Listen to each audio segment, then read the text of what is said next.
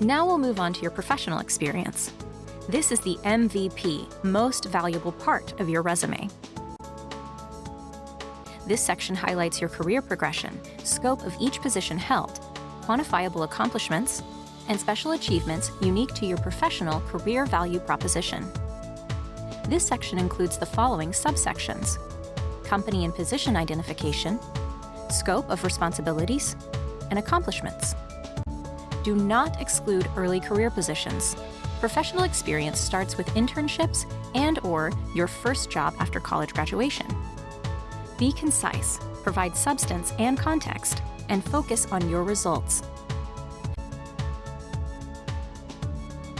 For each listing, you'll want to give company and position identification, including the company name, applicable locations, the company's headquarters location and your location, company description, dates, meaning both the total tenure dates you were employed with the company and for each internal position, company name, write the company's complete and accurate name as it appears on the company's website, locations. Next to the company name, always note the city and state of the company's headquarters. If you live or lived in a different location than the company's headquarters, note the city and state on the same line as each of your position titles. If you work or worked at the company's headquarters, do not duplicate the city and state on the same line as your position title. Company description. Write a 1 to 2 line description of the company, including size, public or private, products produced, and other key attributes. Dates. Total years of experience with the company is placed flush right on the same line as the company name, city, and state.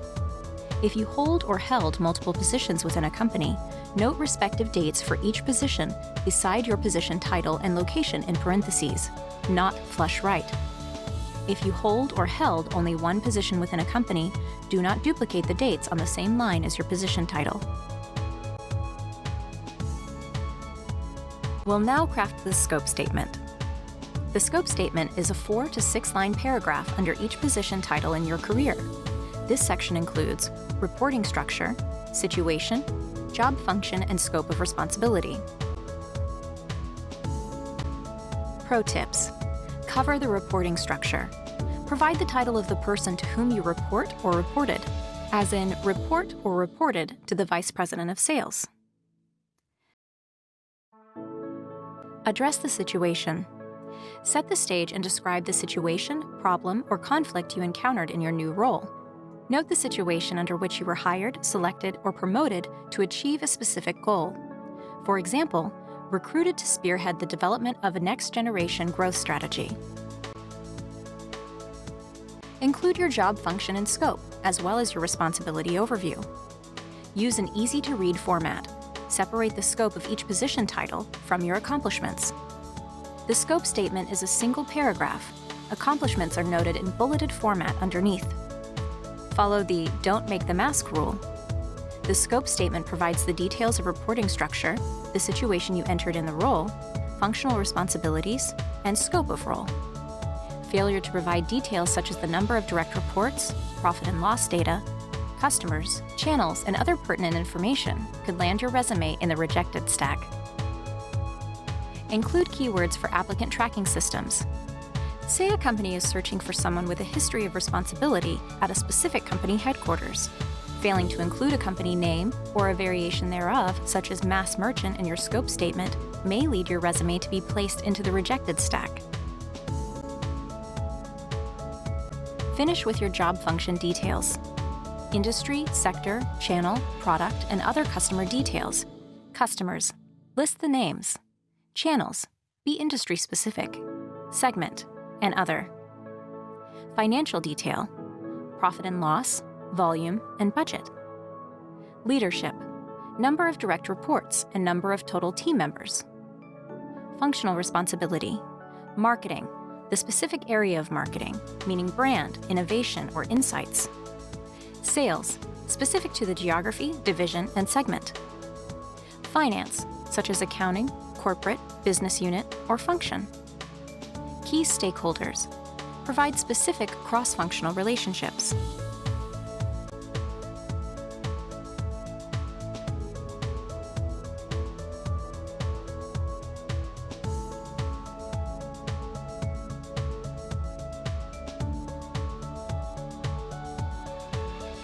Accomplishments are separated into bulleted formats to highlight special career achievements.